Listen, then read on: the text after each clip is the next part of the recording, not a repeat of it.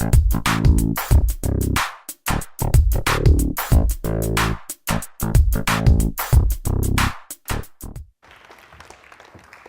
I'm glad I came up after Lisa because now I feel very relaxed.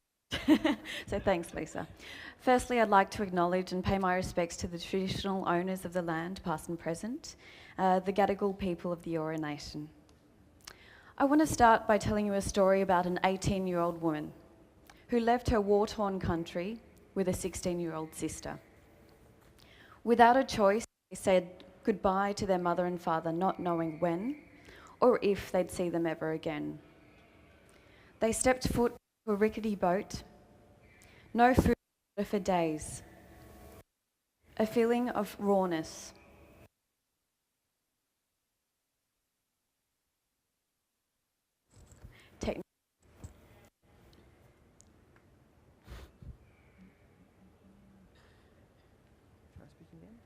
Testing. Good. Yep. Thank you. I'll put that back. Pardon. A feeling of rawness and of emptiness that cannot be imagined unless you've experienced it yourself. Days later, they would arrive on the shores of an island of Malaysia, Pulau Bedong. Land at last. There at the refugee camp, they stayed for 6 months, barely eating and surviving on very little water and basic shelter. Fortunately, they were accepted by the UNHCR to go to Australia. Arriving in Sydney with little more than the clothes on their back, thanks to the help of charities and the local community, they were provided the basic necessities to survive.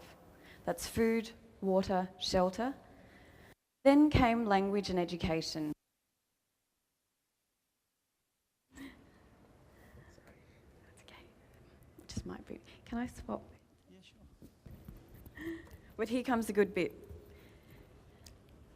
The young woman ultimately found a job, got married, had kids, and built a life up for herself in Australia that she could never have dreamed of. That was 35 years ago, and that woman was my mother. Her story is not dissimilar to the stories that I hear about every day at OzHarvest, and it's not dissimilar to the people that receive the food daily. Her story is precisely what drives me and my passion to give back to those in need through the work that I do at OzHarvest. OzHarvest delivers food to those living rough, to asylum seekers and refugees, to the Indigenous communities, people with mental illness and disability, the young and old who do not have access to quality education and nutrition. Then there are those who you might not even realise need access to food assistance, those with jobs, those with families, a roof over their heads, but no money left at the end of each week to put food on the table. These are some of the stories that OzHarvest listens to every day. And the food, it's food that would otherwise have gone to waste, food that would otherwise have ended up in landfill, creating harmful carbon emissions. On a typical day at OzHarvest, we would collect 500 kilos of peaches, 14 tonnes of carrots that might have been rejected. We'd collect 3,000 litres of cream that might have been incorrectly labelled, or 50 pre-made sandwiches from the boardroom lunch.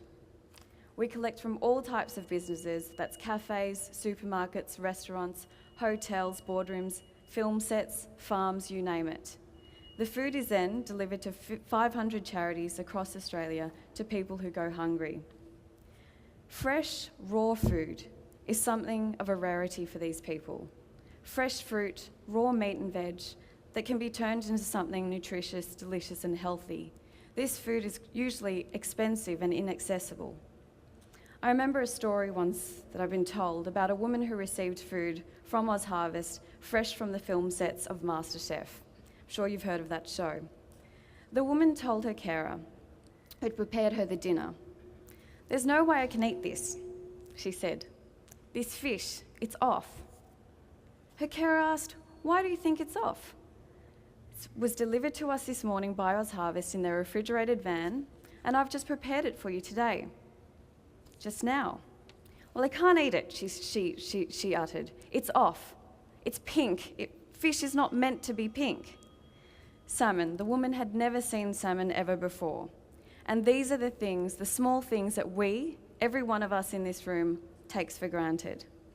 In a society where we consume so much, we also waste so much.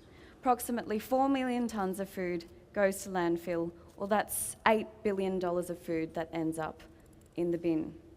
20% of your household food ends up in the rubbish. Around the world, it's an even staggering figure. 1.3 billion tonnes of food gets lost or wasted along the way. And that happens at every level, from the paddock to the plate, at the farms and at the supermarkets, because there may be strict cosmetic requirements that fruit and veg need to look a certain way, be a perfect size or a certain colour. Manufacturers might label things incorrectly, therefore food might never make it into our pantries. At home, we might buy much more than we need, and we don't plan enough. There's no use pointing our finger at others, as Ronnie, my boss, who's in the audience, always says. There's always three fingers pointing back at you, and it's true. I guess OzHarvest has a twofold impact. That's one, to save the environment, and two, to help those less fortunate. So I just wanted to leave you with two challenges, or a couple of things you can do to help. Now, if that young woman had not received the care, the dignity, the community help and food relief, her life would have been very different, and so too would have mine. Every dollar that is donated to OzHarvest actually allows OzHarvest to deliver 2 meals to people in need. How impactful is that, and what better way to spend a dollar? But next time you're in the supermarket, or you're purchasing ingredients for your next dinner or your next barbecue or lunch, have a think about the ways that what you can do to reduce food waste. Buy the bendy carrot, embrace the freckly apple or the bruised banana, because they're all good too, and find ways to reuse your leftovers. Talk about this issue with friends and family, because at the end of the day, change starts at home, and local actions can affect global change. Thank you.